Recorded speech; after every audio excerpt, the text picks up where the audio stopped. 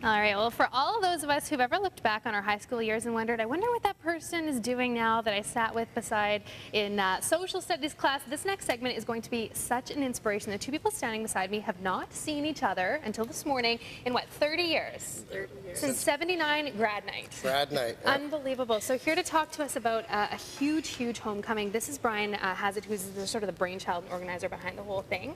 And a returnee, we're calling her, Linda Ranson-Smith. Thank you both so much for coming. What a huge event. Let's start at the beginning, Brian. How do you even start something like this? Right. It started with some buddies late one night saying we got to all get together at the cottage in Manitoba this summer. And I was like, okay, great. That sounds like a good idea because we haven't been back. We're out in Toronto now. And then turned out there was going to be this concert wedding social, which is next Friday night. And I said, or this Friday, and I said, called somebody and said, well, these two things are happening. Maybe we should go back. And he said, well, you know, this is the 30th anniversary of our high school. And I was like, oh my God, it is. So he was starting to watch a hockey game when that happened. Good luck with your team. I got an email, and before the game was over, there was a half a dozen people coming from all over Canada within 2 hours. So it's really snowballed. And now we're talking a couple hundred at least. Over 200 confirmations from over 25 cities all around the world, Asia, Europe, yeah. Unbelievable. Now, both of you, obviously since '79, have done a couple things and have gone all over the place. You've been touring with the Rolling Stones. You're writing for a Village Voice and a graphic designer. Linda, you hear about this and you go, oh my gosh, I want to be a part of this. Is there a sense of nerves? Like, what goes through your head when you think about this after so many years have gone by?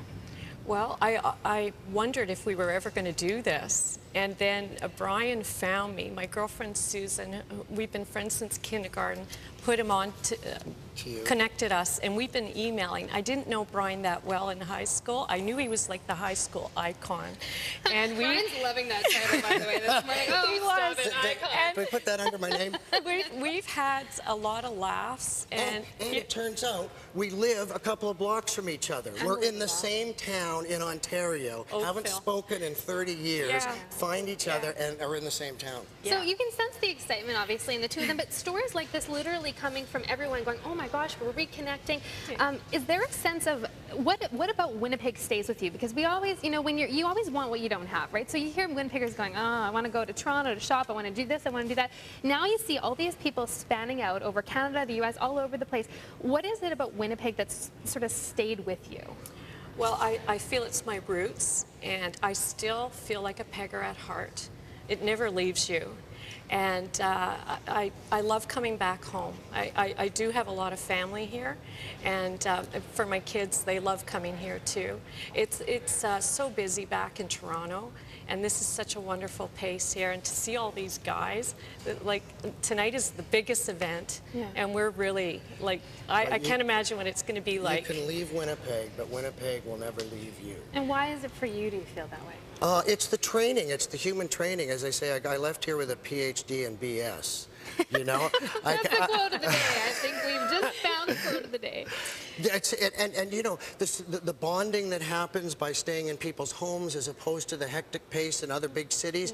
You get to know people. Getting through the winters makes it so when there's a snowstorm in Manhattan where I live, everybody stays in, and I immediately go out to Central Park and get to have the place to myself because I grew up here and I can get through anything. Yeah, unbelievable those things that you hear people, especially when they leave and then come back again. Now let's go through what's happening. You've already had a few events taking place, but what is still in store? Getting kind of busy. Right. So tonight it's the District Nightclub right by Portage, right by the Richardson Building. Okay. And at 7:30 we're all coming out and taking giant group photos at Portage in Maine. So cool. So that's great. Then we've got the bar and the restaurant till 2 a.m. to ourselves. Then tomorrow I got the school division to give me a permit to tour Kelvin, so we can all go back into Kelvin, including parents and kids. Okay. And how many high schools? And teachers. Yeah. And there's several high schools involved in this. Yeah. Argyle to Ravenscourt, St. Paul's to St. Mary's, you name it. The class of '65 to the class of 2007. So it's a real span, and like you said, this is going to bring some connections and people who never knew they were living down the street. I want to take a look at some of these photos quickly because I just think the nostalgia is so cool. This is you, Linda, is that right? Yes. Okay, so we're going to hold this up, and I'm going to see if you guys can get a. Now, obviously, this is a little ways back. You look at these pictures. What goes through your head? Does it feel like 30 years ago? No, you still always feel, oh my gosh, you still cute feel, you are. you know, I know, that's one of my best No, you girlfriends look from awesome. kindergarten, Susan. And she's back from London, England. Yeah, she's here. And you know what? I had a happy, wonderful childhood, high school, wonderful. So I'm going to go into it with the same excitement. I just can't wait to see everybody. It'll be fantastic. This one's Brian, so we've got to make sure that we show Brian as well. Now, I know you can tell he's a character. You're laughing, so you're still a character. I think I want to keep you around for a little while on the show. But, you know, there's Brian. Here, we'll just make sure you don't There get we go. Brad. That's That's Brad, baby. Brad. Sue Howard. And the last night that the Howard. two of you guys saw each other. So, I mean, really the point here, though, bringing people back who've Right. literally spread all over the place and are now all back in Winnipeg. So we have a few more people, a couple hundred more people in Winnipeg this week for this event.